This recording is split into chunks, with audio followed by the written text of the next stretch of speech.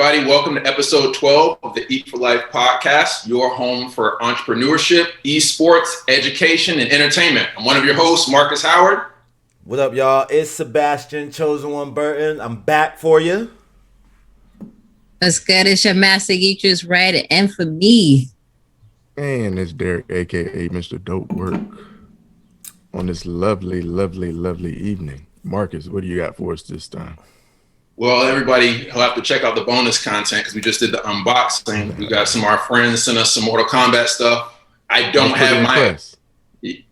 some stuff in there was real cool. It was slick. Yeah, listen. I know you're thinking about giving that stuff away, but I want you to know that I want that jacket. So at least I told y'all four and the whole world that I wanted it. So we'll see. Wow, he waited for this to go live and say that. If we're getting dibs, I'm really digging the red pillow then. How about that? Okay. All right. Red, what you got? I like that cloth thing. I like that cloth thing. Show these things on the prices right now. All right. No, they gotta watch the bonus content. They gotta watch the bonus content. Items, perhaps. Man. No spoilers. No spoilers. One. Give them one. Let's give them one because the box is full of fire. The jacket. It's either the hat. It's either the hat or the thingy. The Mortal Kombat jacket. From our friends at Warner Brothers. Shout out to Kimberly for setting that up. We appreciate you. Hey, I gotta say, why he has that up, that is one of the firest, if that's a word, logos that's coming. Oh yeah. There, boy, they nailed that. That's captivating the gaming world once again. Every time I see it. Now, question: what size is that? Large. Oh, we gonna squeeze into that, buddy. Nah. And here's how you know. We're gonna squeeze right into that, buddy. Here's how you know it's not one of the Mortal Kombat shirts I already own. This one has an advertisement for the movie. Oh, that's dope. Next to the tag.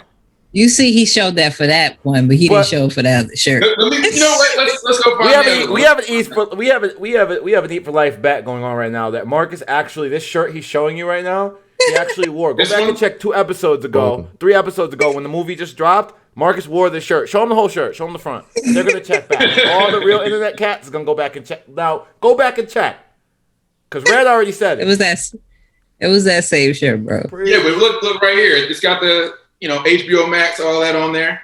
All you had to do was print out and then do a heat press with a damn iron. I don't want to real quick. The hustle. The heat press, not the heat press. Buddy. All right, we got you. Okay. So let me get some coins. Now that you've seen the pack, tough question. How much would you pay to be at a VIP club to receive that pack? We asking people watching the stream, or I'm asking you. I'm asking everybody. I'm talking about us in this room. How much would I pay to get that? Somebody said sign up for a VIP club for blah blah blah, and you receive that pack right there. How much would you pay? If I'm getting VIP, I don't have to pay for nothing. See? Yeah, I'm just talking about me. You know what I'm saying? So nothing. I'm saying if I was invited for VIP, I'm not paying for anything. So that's how you feel. I got invited. I'm just saying, but if I was a fan and I had to pay for that, let's say a fan club, yeah. How much would that stuff work? Because of course you have like the loot crates and stuff like that. So probably like $50. You spend $50? Okay.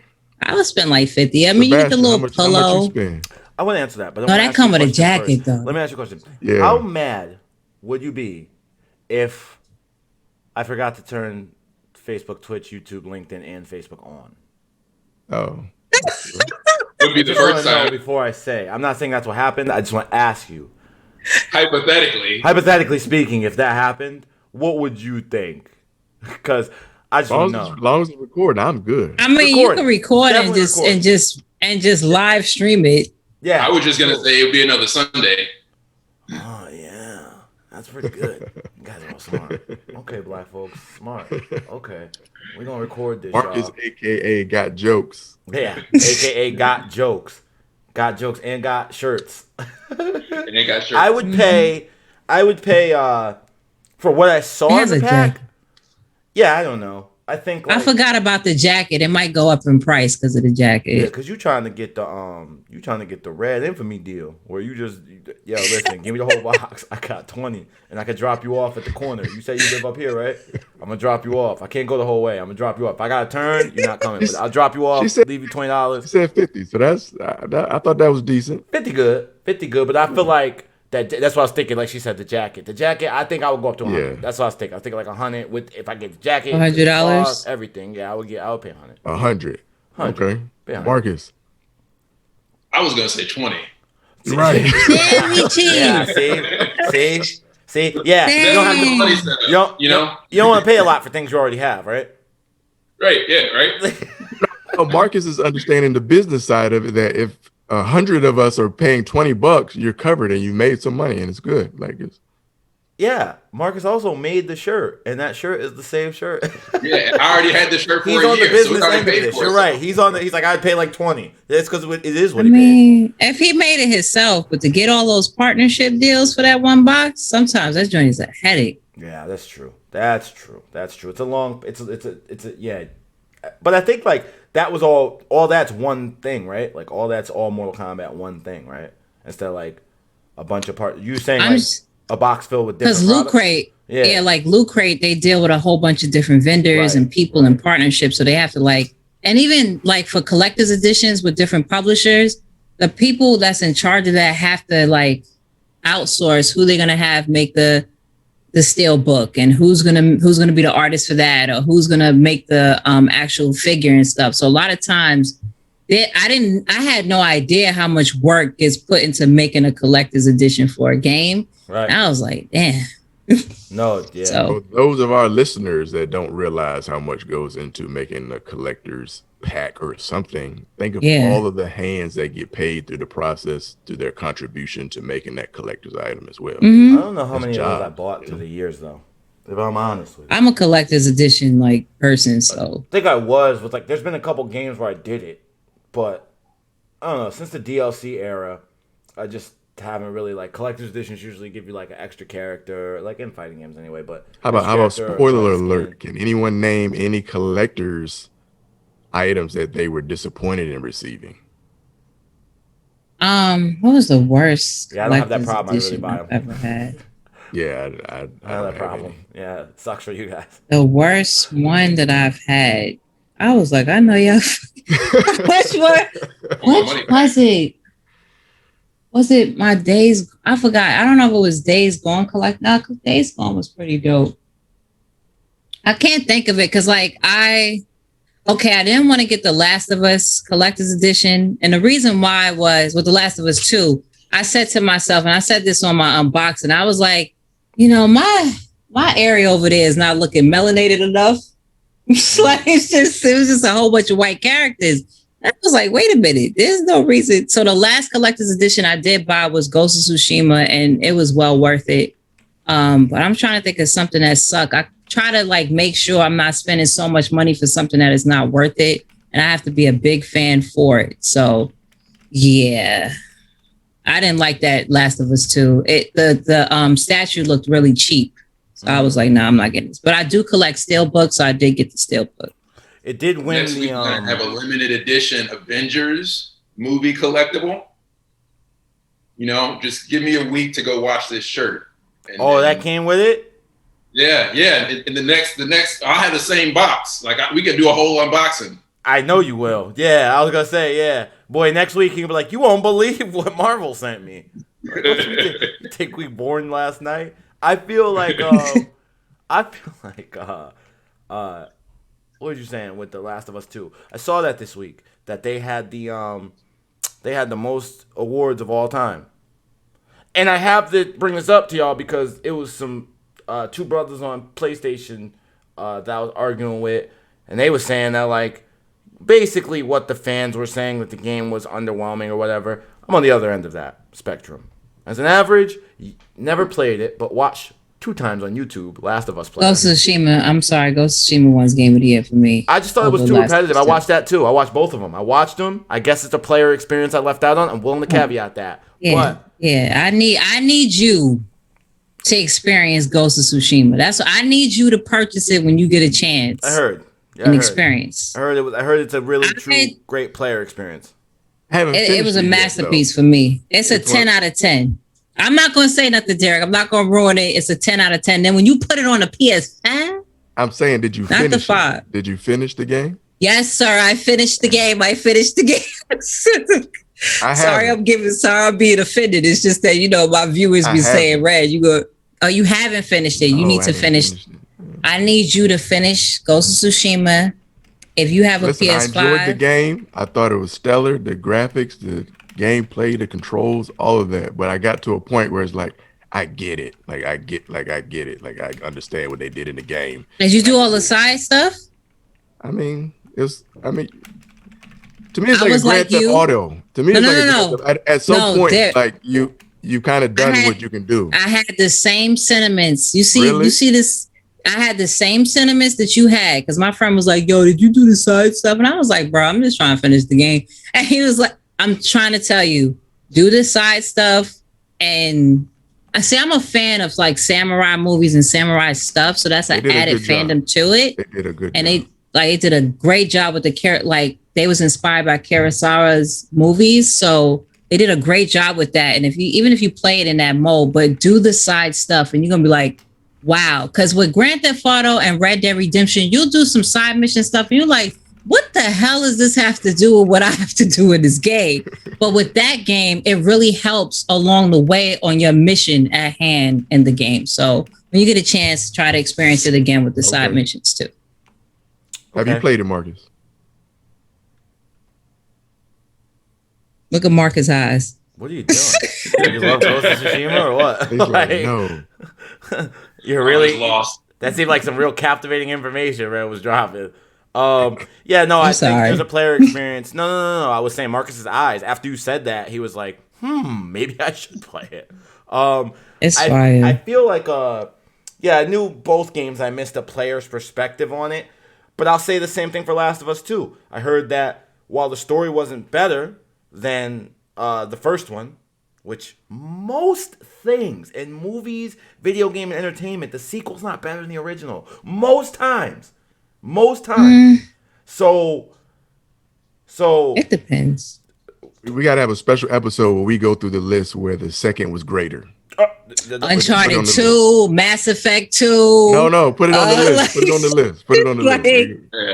I'll put it on the list. Bonus content. Yeah. I can think of a couple too.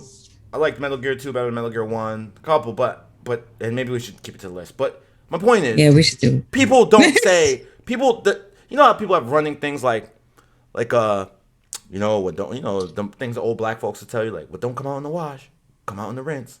Things like that, those old sayings. The old saying for sequels is not. Sequels are generally better. That one meant. I don't know what that one meant. What doesn't come out in the wash? Come out in the rinse? Yes. Yeah, if you don't tell the truth about it now, it's gonna come out. So you better tell the truth. If you try to keep a secret, lie, hide some. Oh, because the wash happens before the rinse. The rinse. Gotcha. Okay. Don't come out in the wash, can come out in the rinse. So that they don't whatever the phrasing for sequels is, it's definitely not. Usually sequels are better than the first one. It's like most times it's like, nah, the sequel is actually worse than the I feel like in movies generally anyway. But my main point is that while the gameplay the story rather of Last of Us 2 was naturally not exciting as the first one, no. To me it was. The gameplay is literally loved by most people now. I've seen it's way better than the first one. Right. Because I was even my eye contact, just looking at it, I'm like, what? Because I played one. One gameplay just wasn't doing it for me. Right. 2's gameplay, Ellie's abilities between fighting 2 or 3 people, insane. I thought it was insane. I thought it was really, really cool. And I really also got to make another point too, because the culture needs me to say this. Stop rushing these developers, bruh. Like, Last of Us 2. Then get mad when the game ain't fire. What is you? This is why Jay-Z had to move his album up. Y'all was bootlegging it. You had to move the album up. You made Naughty Dog move the album up. Move the game up. They had to move it up because it was leaking I always play devil advocate when it comes to people. I was about to say, go ahead, Derek. Go ahead. Go ahead. Oh yeah, I know what you're about to say. If you got a horse that can do a mile in 60 seconds, and you can slap him like 3 times and he make it in 50, you're gonna keep slapping to see at what point do they break, because I do want them to go faster, quicker, because you do have developers that can sit on the clock and get lost in the dream and the development and the perfection of a game. So that type of pressure is somewhat needed. And how do you balance that? Like real worlds I thought you was going to talk about the music industry. That's what I thought you was about to. I thought you was going to talk about the music industry and how they purposely leak stuff too. My thoughts is right. Well, my thoughts is that's the thing, right? It's not well, we don't know. So maybe you're right. I'll keep an open mind. But it was leaks that pushed it. So interior people leaked it, right? So to the media or outward on different. That was messed up. That's what I'm saying. Because like that almost ruined the entire launch. Y'all getting the pound of flesh by showing them like the new world. We got power. You can't do this to us. But then you ruining your own experience because they tell you. I wonder who lost their job. Yo, if you want us to give you everything we got, just wait till June. It wasn't like October. It was like June. And they leaked it. It made them come out like in May. And it's like, why? Like, why? Like, for what benefit? Because now you're mad. Now it's over and you're mad. Now you're mad. Yeah. That doesn't make any sense. You made them go. How could you be But that also creates a culture. Out?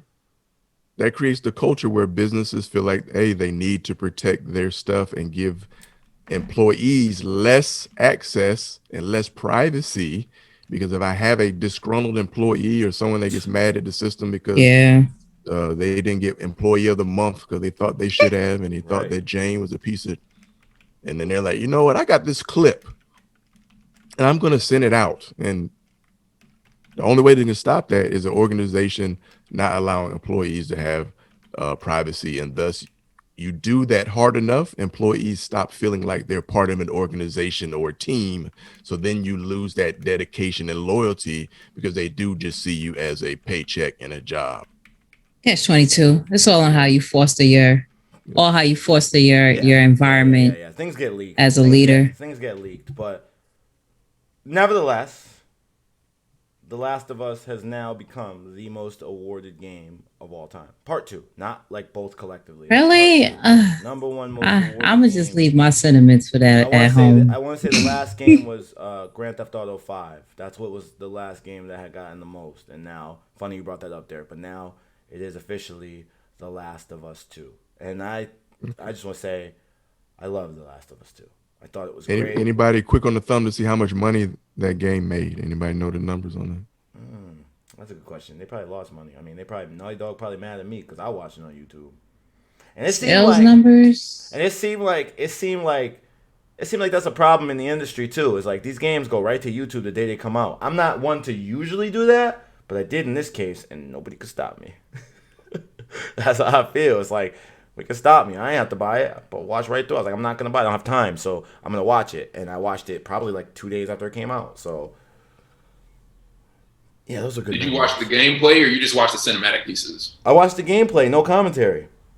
Okay. Gameplay, no commentary. So I saw the whole thing. I watched it. I watched somebody play it and beat it. And like, I don't know. I just have the time to play it. So, with Ghost of Tsushima, I wish I did. But, because I love, slashers and things like that. Ninja Gaiden. But I feel like to win, because the argument I had, I'm going to go back to those two guys, and I hope you guys are watching. They were saying that, like, award shows, and not just gaming, but in any industry, award shows are pretty much, you're either paying the award show or you're paying the media to get what you want, which is the award, which then turns into sales, because obviously it's so amazing, right? So I get that. I caveat that. But I don't know if Naughty Dog would buy the most awards in history. Again, I don't know if GTA 5 bought and Rockstar bought the most awards in history. I think there's a certain level of like organic, independent people who like are like, nah, like if you really talk about as far as development of a game, Last of Us 2 is flames. Like it's flames to me. Like, I think it depends on the award show. Like you clearly see with certain award shows where you like, yo, like yeah. You could clearly see that. To me, in my opinion, the most prestigious awards in gaming, as far as like a award show, is like DICE and BAFTA, in my opinion. Those to me are the most prestigious. I'm pretty sure there's others too, but because it on a global reach, I like those two. But I'm pretty sure that there's politics in everything. Yeah, sure. Sure. But sure. And I mean, when it comes to The Last of Us 2, like I said, I have my own sentiments about the Game of the Year awards that they've been getting. I'm not saying like it's a bad game. I just felt like it just has this certain motive towards it, and it attracts a certain tone that wants to be a trend or popular. So that's how I feel about some of the awards. But to me, Last of Us 2 was better than 1 because the gameplay with 1 just wasn't hitting it for me. But yeah, like there's politics with everything. So I'm not surprised. I'm not saying like all of them are not deserving, but for them to have the most, I don't know.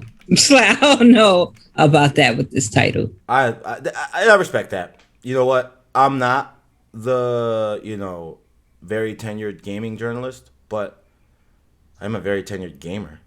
And that's still great because I'm a gamer before I was a journalist. So that's all I'm saying. What I saw with it was I just overly thought that, not even to spoil for the people who haven't played it, obviously been out a year, I really loved that they gave you the perspective of the other side. I love that. Yeah. But I love The Sopranos. I love The Wire. I love very grounded entertainment that's going to show you the reality of the world that we live in. It's the reality.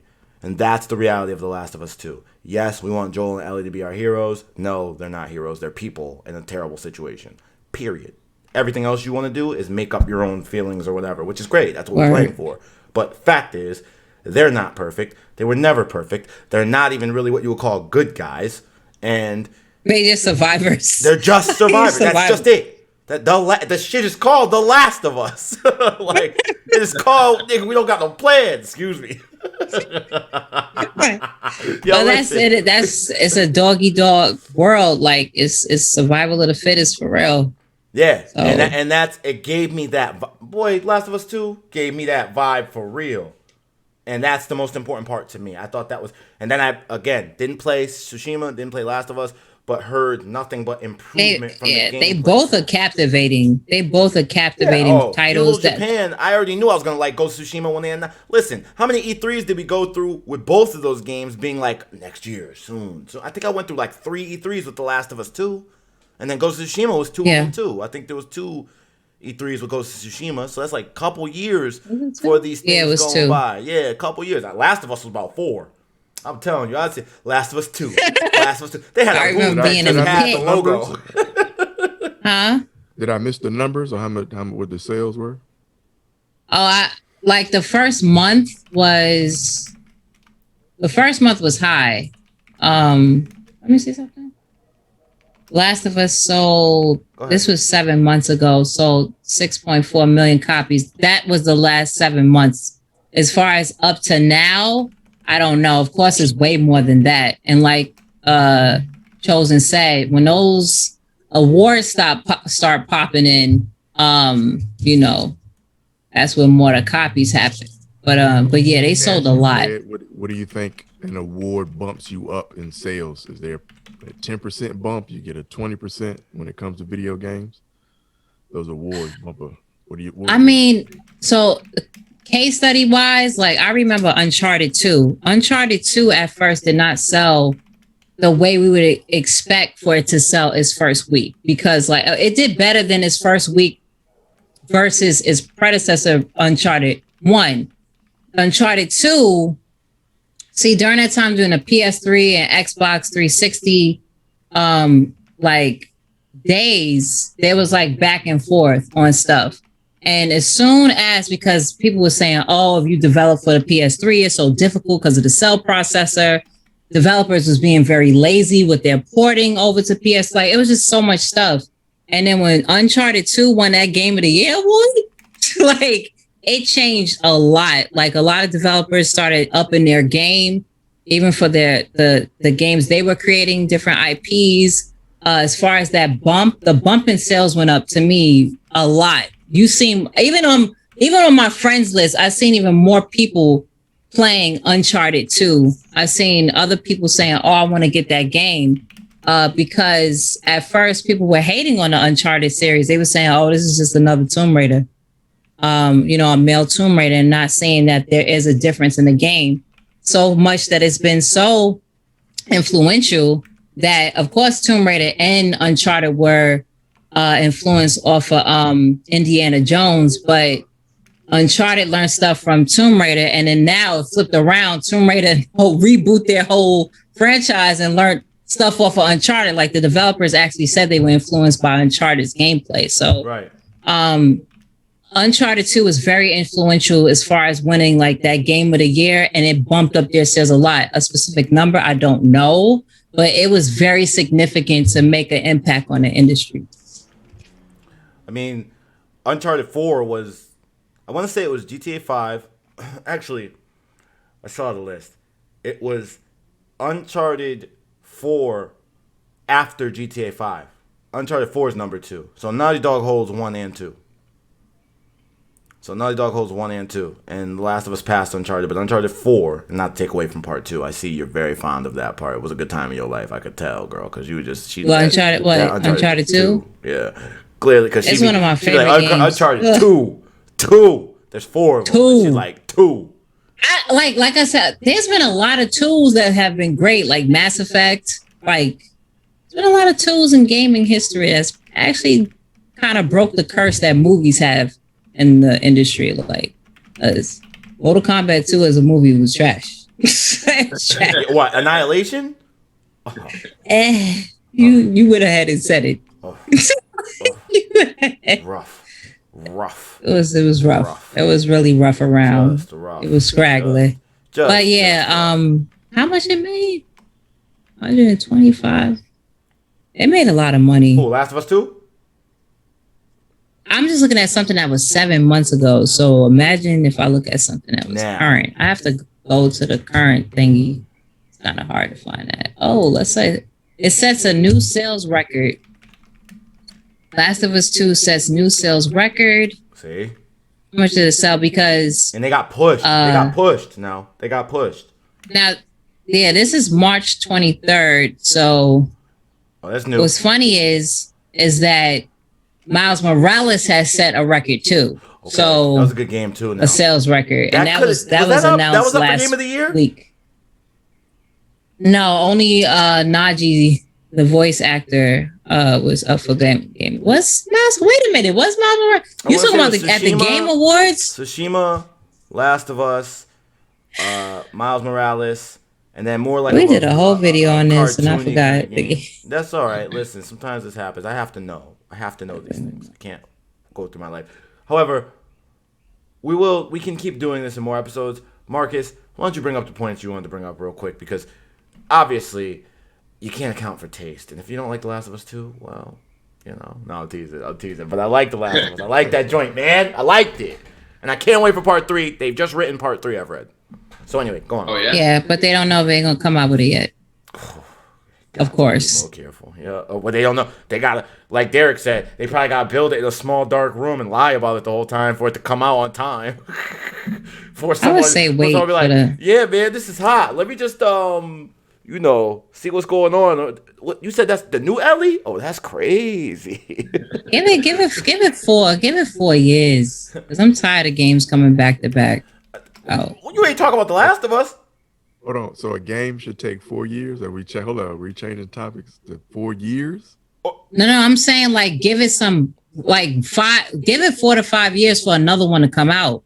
Like, do not make this another Assassin's Creed, a Call of Duty, and a lot of other Ubisoft games. Like, let it breathe. Look at your favorite artists.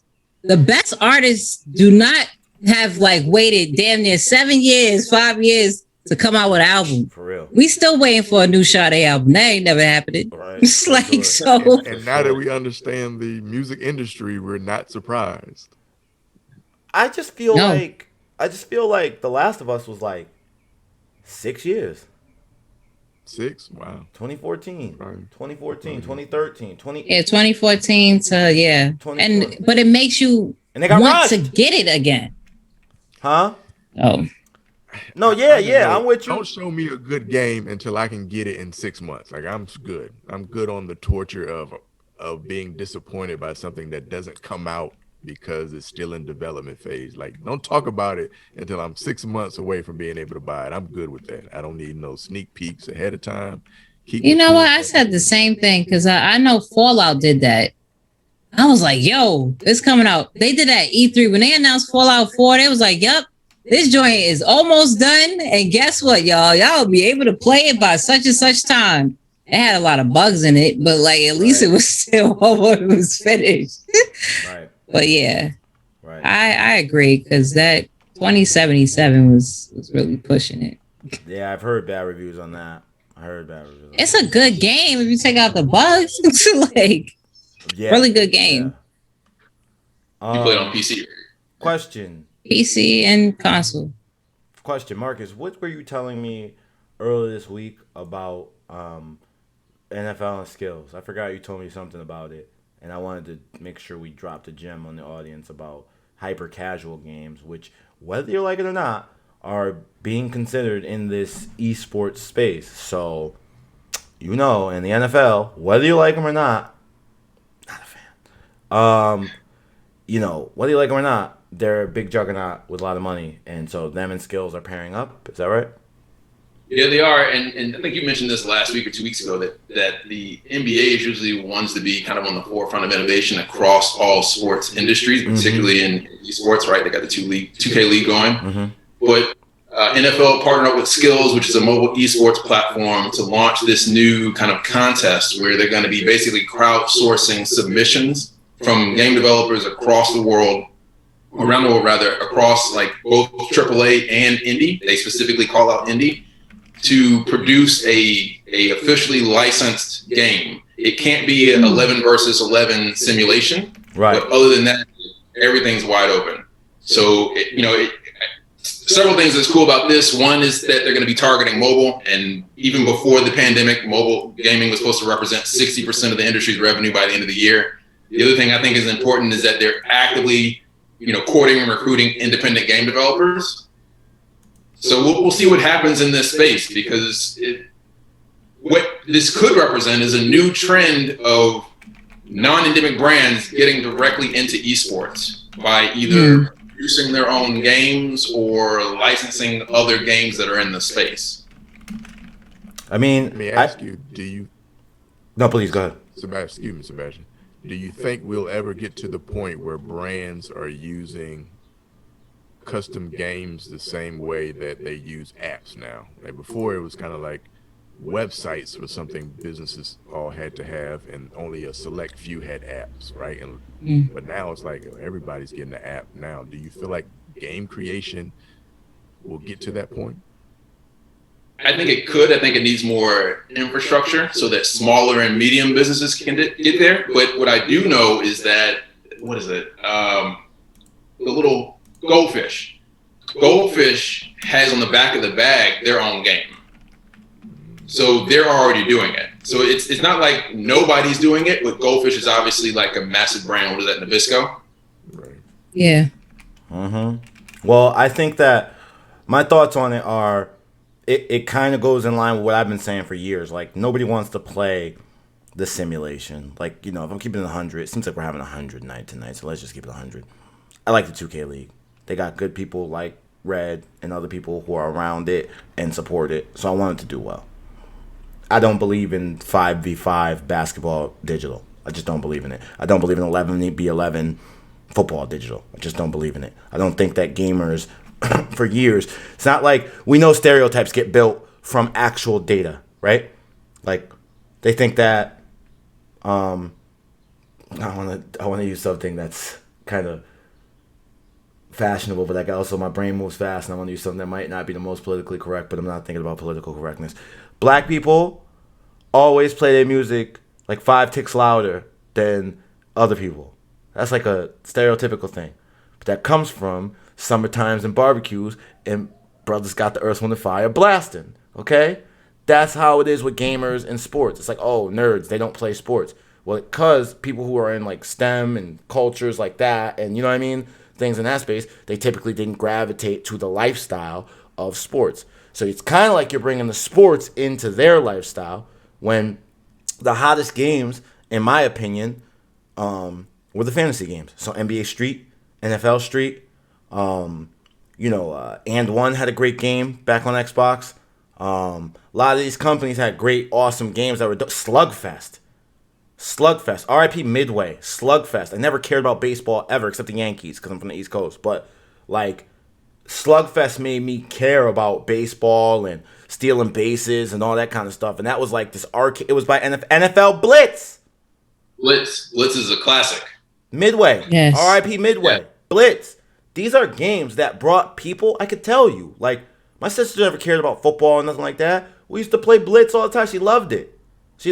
She had real fun. And then she began to ask questions about, who is this person on the Tampa Bay Buccaneers? Who's this person on the Green Bay Packers? So having like an arcade.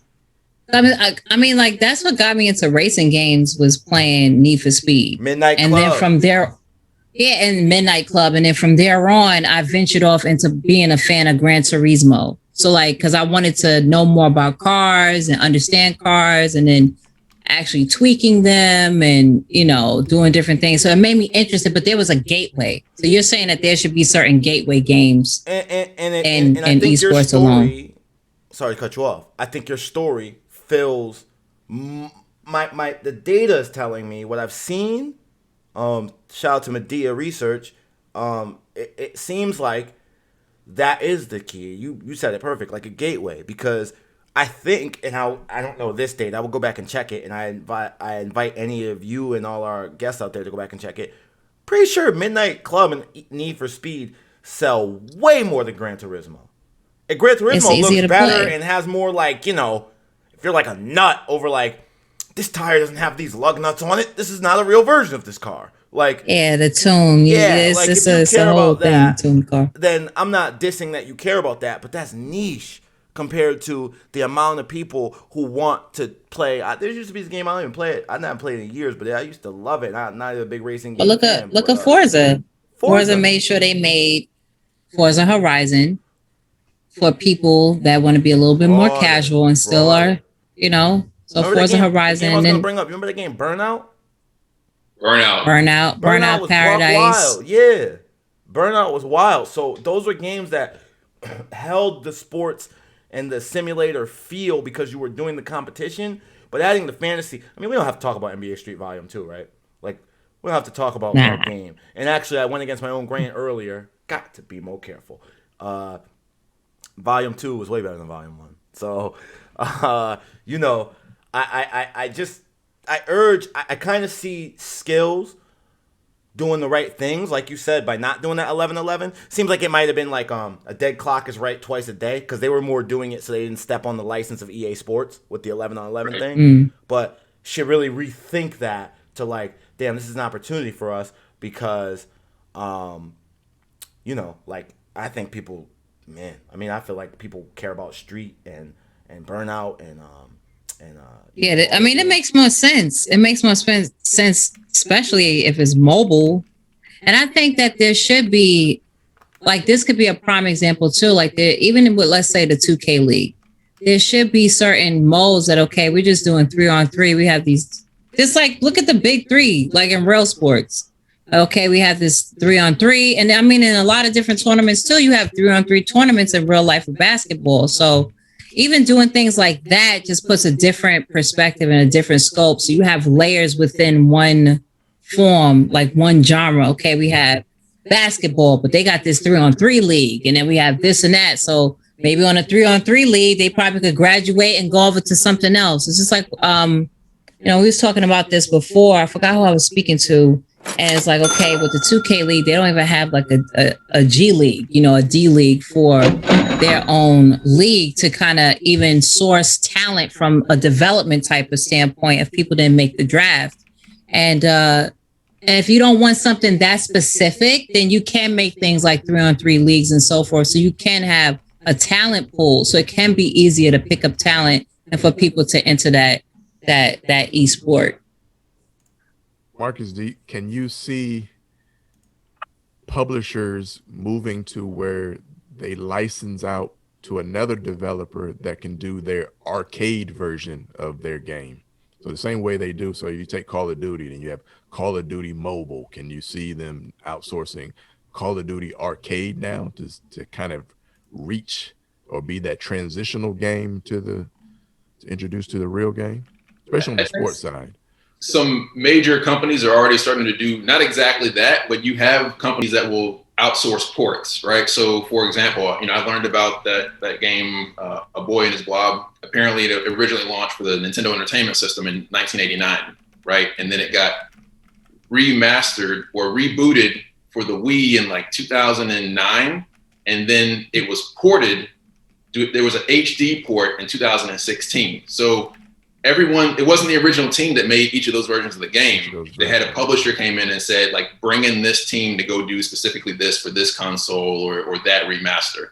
So it's being done. It's just not being done for esports, which I think is another great, point or a segue. You talk about esports versus the larger gaming industry.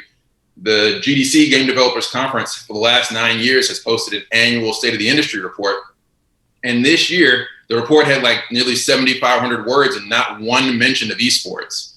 So I think that's interesting that, and not to say they've never mentioned it, but like for the last 3 years. Yeah, that's really interesting. Conversation. Yeah. Maybe it's getting its own report. I mean, it's the people making the game. So if I don't know where else it could come from, and I think, that speaks to the echo chamber of esports, because I'm not saying things aren't happening in esports. And I'm not a huge player and team fan, but I saw last week, like some major player went from one team to the other, and then everybody in CSGO, everybody went crazy about it. That was Dupree off Australis. Yeah, he went to another team. I saw that. Yeah. But I mean, again, that's not enough. Even if it's big to someone like me, it's not enough to fit into a report for the games industry. And that's the thing with esports. It's such a small sliver, and that's what people have to remember. It is such a small sliver. And just like Red said about talking about the broader audience, just like the game modes for sports games, people need to start thinking of esports in broader terms. And this report just confirms that. They're not even, it means the publishers ain't thinking about it. The publishers is like, yeah, if a community pops up and pops off, we got some extra money floating around, put up 20 grand, they go nuts. Let's run it. But they're not. Because the only thing they'll talk about is Fortnite. If they was to say something in that report, the majority of what they'll talk about is Fortnite and what Fortnite has done for the past 3 years. Yeah, for Epic. As far as interest, is for Epic, as far as introducing children into and being the youngest in esports. For the test of time of esports, of course, like when esports started to pop around in the late 70s, early 80s with the arcades and everything, there were children, and that gravitated on to young adults and then to adults. And then we had the whole arcade pop off of fighting games. And now we are our age that we are now, in our 30s or mid 30s to 40s. So the report, there's just so much loose. It's like loose change. It's just everywhere. That's how esports is right now. It's loose change. It's everywhere. There's things that's not concise. It's still in its infancy. It's just certain things just need to be reported on a respect. And like what Derek said, they may have its own report. It's just kind of weird to not mention. It's like the Guinness World Book of Records with the video games edition. Esports is always mentioned in that book every single edition.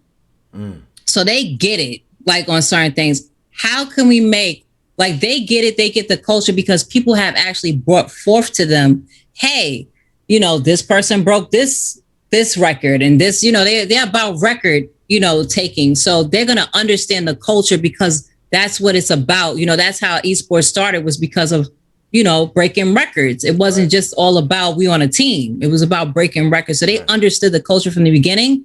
compared to, okay, with GDC, it's like, okay, the development of the game, what games are being developed, and what's being actually scoped towards certain specific gamers or demographics or age groups and so forth. Right. There has to be something that's put in line for that. And that's why I mentioned Fortnite, because Fortnite has been that game that has been inclusive with different age groups to esports. It's just sad that the average esports age in Fortnite is like, what, 12? It's young. And It's young. them ending their careers 16. I was like, what? Like the end of their career 16. Yeah. I was like, wait a minute, what? So it's just interesting, and there just needs to be certain things attached to everything. It's like there's so many infrastructures within esports until it's everywhere, and I think that's a problem.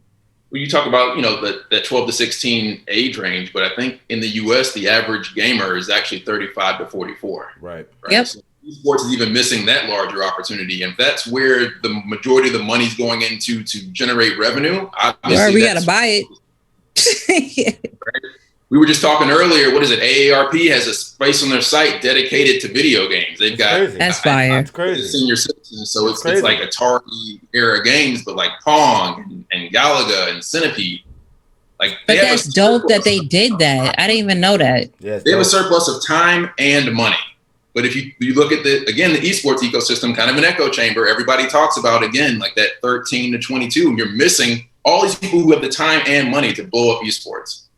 Yeah, I agree. And I think that also a flip side of it, it shows the power of the publishers, right? Like the publishers have so much power. They're telling the rest of the world in their report what they think, and they're just ignoring esports. Yet you can't even have esports without the publisher's approval. So they're in the other room telling the guys, hey, yeah, we're about to make these new games this year. Check this out. Come here, man. Check this. Look. This is how many sold last year. This is what we're going to make. This is what we're investing. We're doing more on Xbox than we were ever before because of their new, Game Pass system. This, then they're like, yeah, man. Speaking of that, isn't there this esports event? Oh, hold on. We don't know if we approve our esports event being there yet because they have the power, they have the money, they have the creation, they have the IP. They don't have to do anything. So I think that's why I love Marcus's journey with MetaRarena so much, is because the indie developers don't have that attitude. They don't have that attitude. Activision Blizzard, long ago did they decide they were going to forego what the people wanted. And we be going hard on Activision Blizzard. Y'all are likely to come on the show if you want at any time. I think indie developers do not have that mindset because they're not there yet. Right. But that's where you should start at. Once you blow up, right? Once you blow up and you're making publisher money and someone has an event in Alabama that gets shot up and it was your game that you were attached to, it becomes a real issue versus kind of now it's like, oh, I'm not really worried about my brand and that's attached to this event because I just want to get the exposure of my game because I want people to see what I've created. I want this to be a dream and an exercise that turns into revenue for me because I've been spending late nights making this game. In practice, I like what you're saying in theory, but I feel like a couple years ago, someone went up in there, and rest in peace to all those guys, but I feel like someone went up into a mall and shot up a tournament for a Madden tournament. And that was in Jacksonville. That was the player. And and so I don't really think that hurt EA more than, a It hurt a lot of people who have violent games, like the fighting games and the shooting games. During that time, like the tournaments, they had to put a pause to it because, and even I remember just working with different companies and we wanted to do different tournaments. It was like, well, it has to be a non-violent, non-blood game. And I'm like, so we can't do a Call of Duty tournament. Like it really kind of put a damper on certain genres, but I was like, this will turn over soon. You remember it was a couple years ago, we were trying to do that tournament here, the Iron Man tournament. We had Sebastian remember the game. Now I can't remember it. That Western game that was kind of like, oh yeah. Dang, I don't remember the name. I can't even think of it now.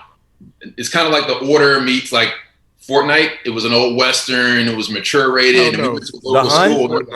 No mature rated games in our esports. Yeah, was it The Hunt? Was it The Hunt? The Hunt. Yeah. Yeah. Yeah. Well, you're right, and that is what comes off of it. But here we are, just 2 years later from literally a shooting, and I'm pretty sure they're back in stride. So.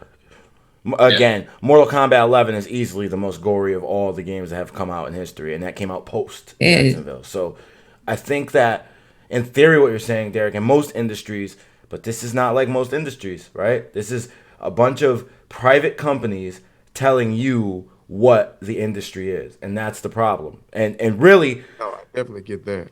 The private companies are the funniest to me, and that's the teams. And I want to jump into what I wanted to talk about was, you're seeing a lot of these teams, these private companies, they're giving equity to the players now. Have you guys been seeing this? Like, a lot of teams are welcome this person, like Team Solo Mid brought in Bjergsen, who for the years was the star of not only their team but probably the entire LCS. They gave him percentage of the team. I use that as the case study because that's different. He played for them for 10 years. They won multiple championships. LCS is easily the most structured esport, right? And has the most outside investors and kind of is the most biggest audience. And so it makes sense that if a guy is now 30 and he can't play like he used to, and there's a bunch of 19-year-olds running around on the server, and you're like, yo, we got to do something. He helped build this, so give him some. But these other teams, okay? These other teams. That's right. And we're on that kind of time tonight. So I saw XSET, which is not a year old yet. And I saw, what was the other? 100 Thieves, which is, I think, maybe just over a year old now. And they gave, respectively, 100 Thieves gave Courage and Valkyrie a piece of the team. And then XSET gave some player a piece of the team. I don't know their name. But that just, how long? I mean, I've been preaching this, right? I have that old interview with my guy Brandon from Day One Radio, where I was just saying, I don't feel like the players need teams. They don't need teams. Yeah, the teams have so much. I say right under publishers, right under media are the teams, right? They're kind of, if we have this ecosystem going on, we always talk about esports, let's break it down. It's publishers, it's platforms, media, teams. And teams, and then down is players, right? Players, like third-party organizations, because they kind of all, the third-party organizations need players, right? And the players need third-party organizations because they can't make any decisions with the publishers or the media or, anything else. So those kind of are on the same level at level 4. The reason why players I can't really speak to third-party orgs, but the reason why the players need to gain their power back is because these teams are, there's no constant that they offer you, right? They built their brand. That's great. FaZe Clan's huge. That's cool. Okay. But let's not pretend things don't change. Remember 2 years ago when everybody thought Ninja was the greatest gamer in the world and Fortnite was the most poppin' game of all time? This is just 2 years ago. Things change. So what you're seeing is these teams are paying. Yo, Red, what are you doing today? You want to own some of this team? They're trying to sweep them. Yeah, right. And give them. Yeah, it's great for the player. It's great. It's they're investing in this. I get a piece of it. It's not like I can't do my own thing down the line if it doesn't work out, right? So why not? But for the industry, standing back and looking, and as a consultant, that's all I do is stand back and look. I'm like, okay, so you pretty much know that without their content, without their fan base, without them constantly doing what makes your wheels turn, not your sponsorships, not your products, not your stuff you make, you need these people's stuff to keep yourself afloat. Am I crazy for that thought? Yeah. No, I mean, when the major stakeholders are making a major stake, you should make them shareholders. Right. I agree with that. The philosophy is fine, but I think that puts a state of the industry that these teams shouldn't have the type of the say or power. They should really just be kind of extended versions of players. I would listen to Derek's opinion, which I'm about to listen to, more than I would listen to the branding of FaZe Clan on what's next in esports or because they're just following what their talent has. They don't have a say. You're saying that they shouldn't give a piece of the pie to their main players? No, the philosophy's great. I think they should. I don't think the players need it. Why not? Because I think they could wait the contract out and then have 100% of. You're saying that they should. You're saying, like, for example, if we talk about the NBA, right? You can't own an NBA team if you are a player, right? So you're saying there should be something that they should be retired, and then because it might compromise something with the way they are playing or whatever they're doing because they have some type of power in something. Yeah, one thing I'll say about Ninja's wife, Jessica Blevins, is she's done a good job on his career. He got out of Luminosity, and everything goes through him. They built the brand, the Ninja brand, all that. People, they got underwear, socks, hats, shoes. I don't have none of it, but I know it sells. Now they're partnered with Adidas directly. It's not Ninja, Luminosity, Adidas. Okay, I get what you're saying.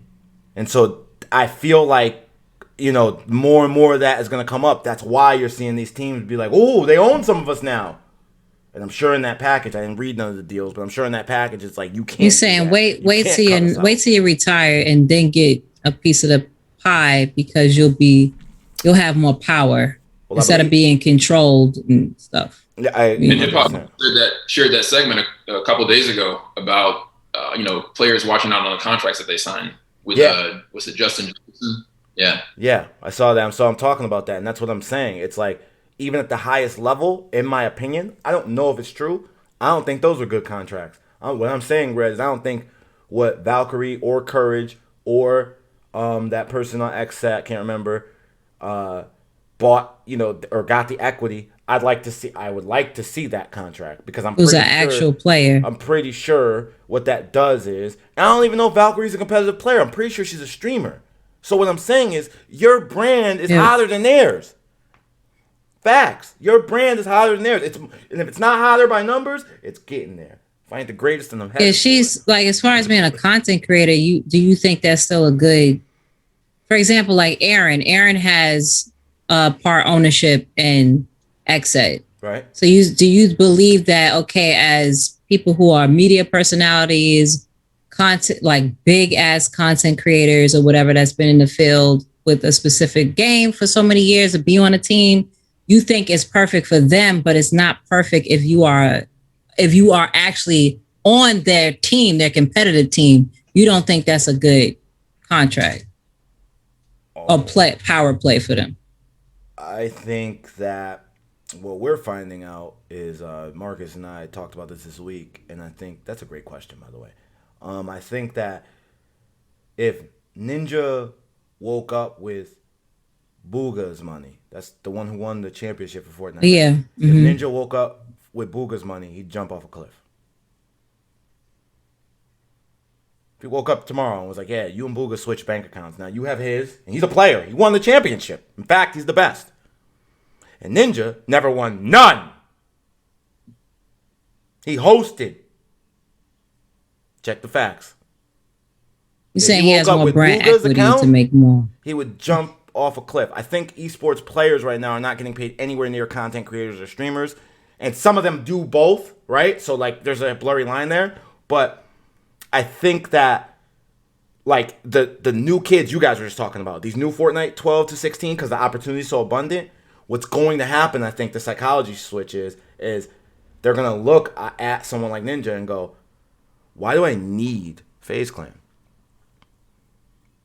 Why do I need? We saw a real hairy example with Tfue and FaZe Clan. You remember that? That was like a big thing. We saw a little hairy, but he already signed, which was what Gerard was talking about on the other podcast. It's like, you already signed. Now you're in it.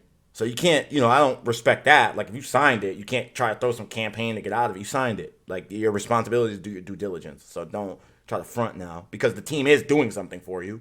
So don't front. You signed it. But now, before you sign it, just think. It was real early in the game when Jay-Z and Dame and Biggs decided they was going to sell out the trunk and then go to Def Jam and say, look, we've sold this many units. We think with your money, we could sell more and we'll split it right down the middle. That was early. No one was doing that. We're seeing ninjas. We're seeing, who's the other cat? Shroud. We're seeing, these people who are making significant money. This is pro athlete money now they're making, right? 30 million a year, 25 million, 20 million, 17 million, exclusive $5 million deals with. They don't need a team. You don't need a team. So if you're weighing out your options on whether you should leave the team and continue your brand, which the team lays on. The team lays on you being popping. The team lays on you being popping. You and 6, 7 other people. But they're laying on you collectively being popping. Then they're going to Monster Energy and saying, hey, Red, Chosen, Marcus, Derek, collectively, our team have this much following. Give us money and we'll get them all to tweet about you. But individually, when you start getting to that point where, like, you could go to Monster and Red be like, I got my own. Like, this is mine and I would like to do it for this number this way. Yeah, it might not be as big as, like, all 4 people or whatever the example is, the entire team. But then if you still growing, can't you renegotiate? So it steps to that next level and they grow with you. I think that's going to happen for these kids more. I think this first group of esports like cohort really new. Like nobody knew. If they smart enough, because what you gotta say, Derek? I was gonna say, in that case, that allows the agency, because that's what like a luminosity or whatever becomes at that point, is an agency, right? They're saying, hey, I'll give you this type of support because you are being consistent as a brand. You're showing your dedication. You're getting some following. You just need a system behind you, a machine to help you divvy up the task that comes with your popularity, right? So as streamers become aware of that, the role will just change. Instead of me waiting for a FaZe Clan to pick me, I'll say, you know what? I like how FaZe Clan operates from a visual standpoint, brand standpoint, representation standpoint, and that's who I'm going to have my brand be powered by, even though I'm still by myself, because like you said, Sebastian, I can carry it by myself. Right. But I still need help. I still need a machine. Yeah, I was knock out tasks. I was going to use myself for example. Like Sebastian and I had personal conversations like, Ray, why been doing this for years? And other people have said this as well too. Why you've been in the game for 10 years? Why this person didn't contact you for this panel? Or why didn't this person contact you for you to host? All this other stuff. And he was like, but look at these other people. And I was like, but Chosen, they have a machine behind them. I don't. Sometimes you have to get a machine behind you a lot of times in order to put forth even the talent that you've been working so hard with for years. And that's what a lot of these kids and people have seen, and even the content creators too. They can still be content creators and be doing what they do on their platform, but to expand to other industries and other opportunities, if that machine has those opportunities right there and then, they're going to want that machine because it's going to plateau. It's going to jump forth them. Same with Ninja. We seen Ninja streaming until like his wife helping with his marketing team to go reach out to Drake and all the rest of them rappers. We would have never heard about Ninja on the front cover of any magazine, right, or had that Adidas contract or anything. There's always something that's going to jump leap somebody. It's not always an independent collective thing unless you just got a strong ass team. I don't have a team. You know what I'm saying? It's just me. So I don't have a machine. I don't have an agent. I don't have a manager. I'm all of those things and I can't do it all by myself. So I understand why these kids go the part, or even young adults go the part of having things like those names, like a Xset, like a FaZe Clan, like 100 Thieves, because they have that, their brand equity is still way more than their self as a brand being individually. And one day, hopefully they can be smart and be like, you know what? At this moment in time, I'm able to leap off of that. And now I got all the connections that I was able to get to go independent. Yeah, I think. But speaking personally for myself, I don't have an agent. You know what I'm saying? Ooh. I don't have an agent. I don't have a manager. I don't have, for example, even like free. Yeah, I don't have an agent. I don't have a manager. I don't have a machine behind me. But imagine if I did, even with my knowledge and intelligence or whatever, like putting two together. Even like, for example, like hip hop still, he does things independently, but at least he has a platform that is able to expose him. Everybody needs some type of platform or something to expose them, unless you know how to do something very genius like Master P did. Like, because Master P is a genius, period, on a business standpoint, everything that he does. But he had a team. He collected a team together, you know, and some people just don't have that expertise. And sometimes you just need a machine to back you up at times. And I feel like those that are watching, when you see my frustration about not supporting or those are giving out resources to those that are actually in the field really doing it, and then you go and pluck these people that haven't done it yet or haven't built anything or have wait a minute in the game. I have to put an organ on that. You know, there's people that are really out here and they just need amplification to their effort. Like Red said, a machine behind them. Like, and we think machine is some type of mystical beast that's awesome. Like, no, I just need somebody that's gonna get on the phone. I need somebody that's over here checking this. I need somebody who's submitting this. I need somebody that's reporting on this and creating tasks.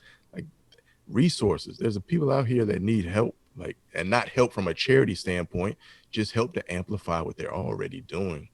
Yeah, exactly. Y'all out there bullshitting. Y'all bullshitting with the people that you're giving these funds that you're trying to do diversity and inclusion to, trying to figure out with these stupid little grants that you make people sign up for, when you have people that are actually, that you can see that are already out there doing it. You're not really showing that you really care about diversity and where's the church fan at empowerment or anything. You're just showing damn that church you fan just want to play the game to pretend like you are. There's no reason why you don't have a machine behind you. Let me get my chips up. All right, word. Yo, it's Sunday. He's preaching. Amen. Amen. I feel like I'm gonna say, first of all, that's actually, she's not the only one. That's why, like, there's I know like 10. That's a fact. Yes. No, well, it's a fact. And my thing is this: none of these companies I've listed anyway are going for those players. They don't have a history of or talent or reporters or anybody who does any kind of part of the industry that could be turned into monetization, right? These companies are monetizing the talent, right? They're not I'm not saying they're not. Obviously, they must be getting on the phone with somebody. But what I'm saying is by the time the phone call happens, as currently structured as of today, they are saying that, again, as an example, Tamika has this much. She's doing this much. And so, will you work with us? And look, not just Tamika, all of us have millions, this, that, third. It's not go get Tamika before she has all that. It is not structured that way. There is you would be pressed to bring me an example. That's the flaw in the machine. In the machine, because yes. Then they're chasing that because they want to monetize the situation right now instead of building the ecosystem out. They're not building that. Instead, they're grabbing the people now. FaZe Clan added Kyler Murray. That's the whole like industry. He need more money. Like Kyler Murray just played for the Arizona Cardinals for a year. NFL again. Like he ain't already got contracts and Old Spice commercials and all the stuff you get when you be a quarterback. They need the money, they need the funding, they need all of this. But yeah, I mean, so who gets more help there? Like, FaZe Clan or Kyler Murray? Kyler Murray's gonna get the bag. Like he's gonna get the bag. His money is. They're not bringing him what he making from the NFL, but he might be bringing them some deals now, don't he? Yeah, that's just so you make a great point there. It's ultimately, as each player gets signed, it's like, what's the value the organization is bringing to me versus the value that I'm bringing? Because even that perfect example you made when that was announced like last week or 2 weeks ago, I remember in that announcement, it's like, and this player has this many followers, and I've heard people talk about FaZe Clan, for example, being like the organization with the largest social media community, but it's a collective of all the different people, talent, the players, whatever. But to your point, I think there is a trend of people saying, I don't need a professional team to do that. You see the same thing in the gaming industry. There was a bunch of game developers and studios that were getting directly published by the EAs and the Microsofts. And they just said, hey, I can just go publish myself, self-publish. And that's basically what the indie space is. Now, there are some that do go get some help, right? Like Knockout City is part of the EA Originals program, different companies doing that. But there are a larger number of them that just say, fuck it, we're just going to self-publish. Right. Like the one studio, the game Cuphead, like that 2D side-scrolling bullet hell game. That team, they like mortgaged their house twice over the course of like 7 years, and they published it, and it was on Jimmy Fallon's show. Like that game blew up. I remember that story. And my thing is this. This is why this industry is lopsided. And Derek, like you said, they're playing it. It's like a bait and switch because the NBA, it don't matter how good Shaq is. I live down the street from the Staples Center. The Shaq got a big statue out there in Studio Magic. Neither one of them was getting a piece from Jeannie Buss of the team.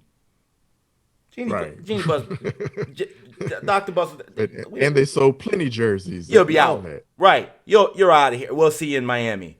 We'll see you in wherever you're going. You're not getting a piece of this franchise. And so early, actually, that's not even a year old, and they already giving pieces away. Here, take it. Oh, you think it's just because they want to be fair and equitable? It could be. I want to be fair. Like, I don't know everything, so it could be. But I suspect it's because those people, without them, will thrive. Xset will not thrive without them. I believe that. I truly believe that. I believe same thing with FaZe Clan. It's all their... FaZe Rug has like 6 million subscribers on YouTube. They don't take that when he leaves FaZe. He got that. He has that. So because technology has made brand growth a lot easier than it was 20 years ago. For sure. Right? For sure. So creating an entity where you're getting clout raised and some money raised, it's not that difficult, right? So therefore I could start up an entity and say, hey, you know what? You can have a piece, have a piece, have a piece, have a piece, have a piece. And it's just this thing. I go make up another one because I actually have the relationships, the IP to do it again. And I have technology to aid me to start up another thing. Not to mention this thing that I made that I gave a piece from. I probably made some other pieces that already own pieces down into it anyway. I'm really not giving away my thing. I made a thing that I could give away because it's part of my strategy and what I'm doing, because I can make brands, because I have the relationships out here. Yeah, I mean, that's it. I see that, definitely. I think it's right. If they was to get somebody like Red, which, again, she's free, so we're here. If they was to do something like that, it would change my opinion. I reserve the right to change my opinion upon new information. Okay. So if you want to change my opinion, esports world, then holla at Red, and I'll know. But right now, I think that it's full of shit. I think that they're grabbing people who do not need them. When you see the announcement, I just think that's just a trend. In the gaming and esports industry, I just see it as a trend. I mean, we see it in other industries too. But for example, a lot of cons and panels and stuff, you see the same people over and over and over again until it's like, yo, y'all really. But then you want to talk about diversity and inclusion, but you keep getting the same people over and over again. And it's like nobody's taking time to go research or see who actually is favorable to talk about what they actually are talking about. Or have some insight on what they're actually about to say. It's just, I seen so-and-so was over on that one, so let me go get them again because they had something to say over there and it was popping. So I want them on mine too. Instead of okay, but this topic is about X, Y, Z, and this person over there, they are credible. It's just that you don't hear about them a lot. You never see that. And me personally, I've gone through it so much. I laugh at it at this point in age. But yeah, it's a lot of people just don't. They have all these different departments within these different organizations and companies. But I'm like, where's the market research department? No. What are y'all doing up in the market research department? Again, it goes back to them. I just did. It goes back to them to being the teams. Again, we go back down that tier list. The teams on tier 3, above players and third-party organizations, the teams look up to the publishers. And so whatever game is popular, whatever game is, that's how they're going to search. They're going to search for players. Who's the most popular right now in this game? Some look for the best. I think a couple years ago, people wanted the best. Like, you had to be the best. I think since Twitch and all the streaming platforms started getting cats paid and followed more, people don't care if you're the best now. They don't care. They're not gonna sign you on that. Proving the point that they are not going for talent or anything else other than you already have some clout. Let's attach onto it. We'll give you a little money. Let's attach onto it. People. Yeah. It's not vice versa. And I think more and more people are going to start doing direct brand deals. And a good case study is Ninja and Shroud and a couple of other cats, that have been able to take their brand and monetize it, directly with the partners. And I just think that teams, but I will say this as a solution. I don't want to bring problems, no solutions. In Esports 2.0, I do like what Derek's saying, that organizations will, it's kind of like giving an agency a fly organization look. Like, right? Like if, like the players, and I'm using sports as the comparison.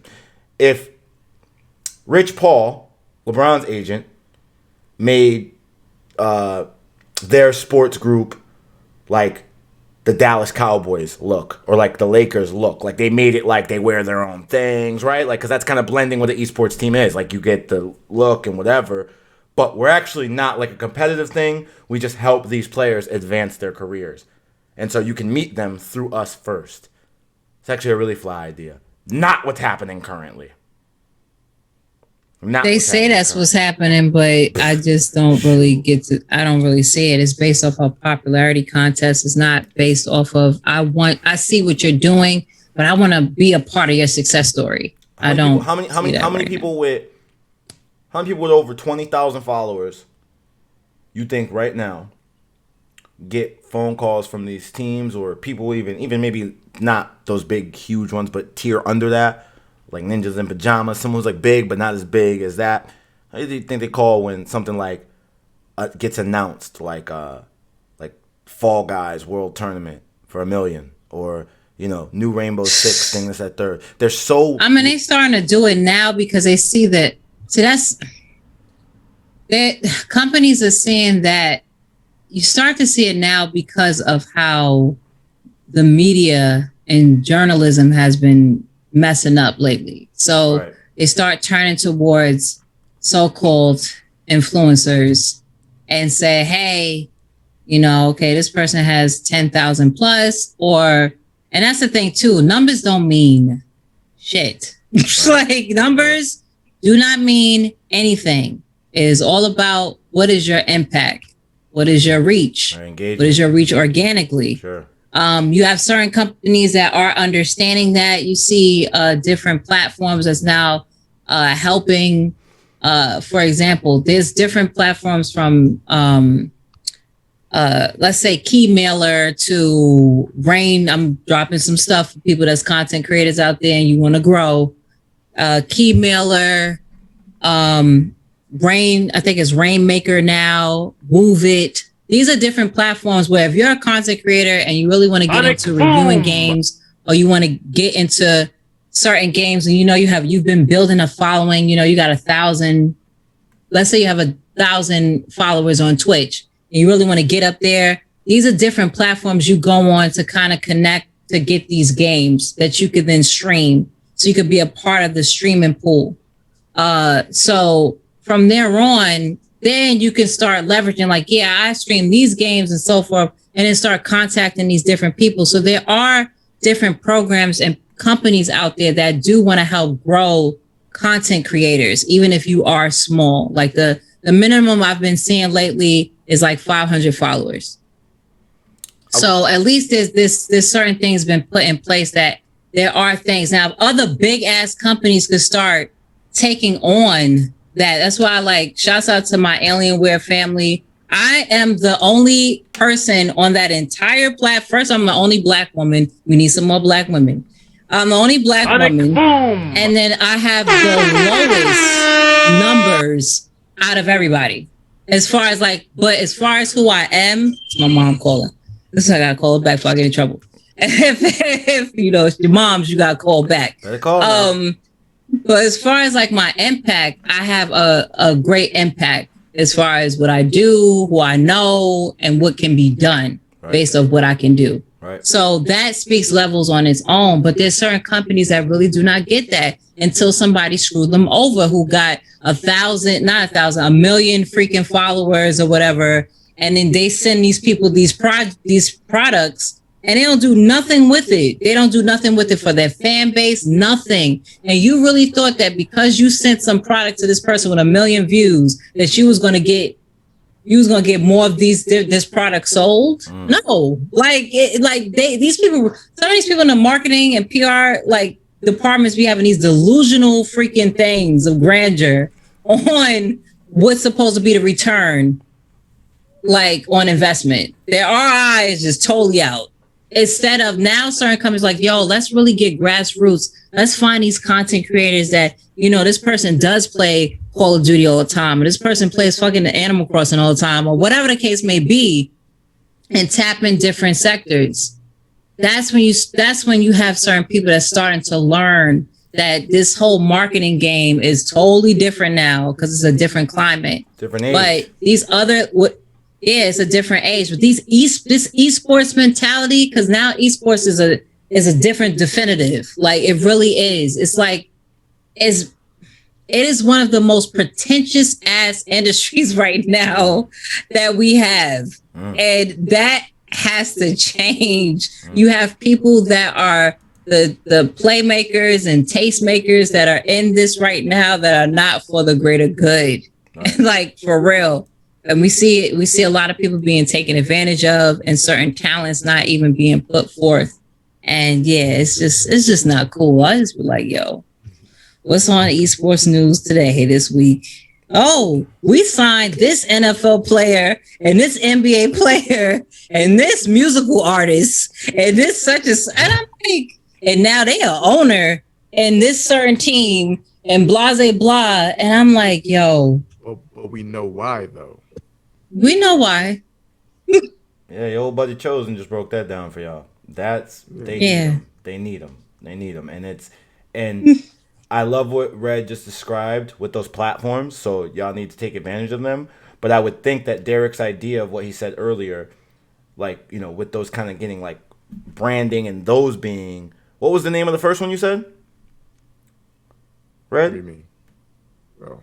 The first one I said was Keymailer. If they went to events, if they spent a budget on sending 2 Keymailer players to a Rocket League tournament, right? That would be dope marketing for them because then more people than just Red could tell the people about it, right? And then 2, you like their intentions because they help people at the level we're talking about. Right? That's not what FaZe Clan is. More people on that level trying to come up. Because they're indie, so they understand indie.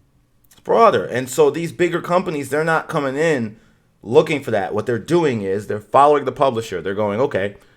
And that's what I was trying to get to earlier. They're saying, okay, Fall Guys. Wow, number 1 this many views, whatever the data pack's sending them. You, go scour the internet for the most popping Fall Guy dudes right now. Send them an offer. You see what I'm saying? It's not like they're looking to build something organically. They're following whatever's popping.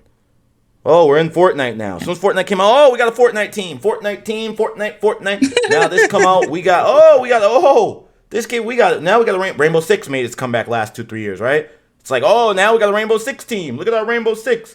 We entered Rocket League. We entered this, that. They're just following the publishers because the publishers have that much absolute power. And to wrap everything up, to go back to what Marcus said, the publishers don't write about Marcus is waiting for that Knockout City. That's all he cares about. Boy, oh boy. But to go back to what you were saying, Marcus, GDC, the big boys, the publishers, don't even bring you up. They don't even bring you up. They don't even bring esports up, right? So that just shows me how much power the publishers have and how little actual value the teams have and how much real power is with the players.